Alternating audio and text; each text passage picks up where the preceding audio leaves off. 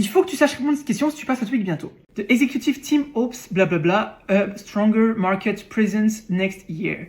Establishing ou to establish. Alors là déjà dans la question, quand en général tu vois establishing et to establish, en gros un infinitif, donc to establish, et un gérondif, donc un gérondif qu'est-ce que c'est? C'est juste un verbe avec ing à la fin. Il faut que tu regardes le mot qu'il y a avant.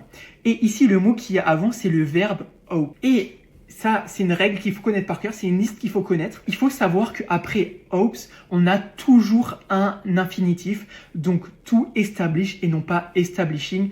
Ça, c'est vraiment une liste qu'il faut connaître par cœur, qu'il faut savoir. D'ailleurs, si jamais tu la veux mis en commentaire, je veux la liste et puis je te l'enverrai le plus rapidement possible. Hein. En général, je l'envoie en 24 heures. Donc, c'est vraiment du par cœur, hein, il faut vraiment le savoir. Donc, soit tu as déjà entendu beaucoup d'anglais et tu connais cette liste par cœur parce que, en fait, tu as déjà entendu beaucoup d'anglais. Soit tu maîtrises pas trop et tu aurais mis establishing ici. Et dans ce cas-là, je te conseille vraiment de commenter et d'aller voir la liste parce que ça, c'est vraiment des trucs qui sont assez simples, qu'il faut connaître par cœur. Et une fois que tu les connais, tu gagnes des points assez facilement au TOEIC parce que tu as toujours quelques questions comme ça le jour du TOEIC. Donc, voyons, c'était bien ça et c'était bien ça. Donc, voilà, comme dit, si jamais tu veux la liste, mets en commentaire, je veux la liste. Et puis, si tu as appris quelque chose, n'hésite pas à t'abonner, à liker et à partager cette vidéo avec tes potes. Et moi, je te dis à demain pour une nouvelle vidéo de TOEIC. Allez, ciao!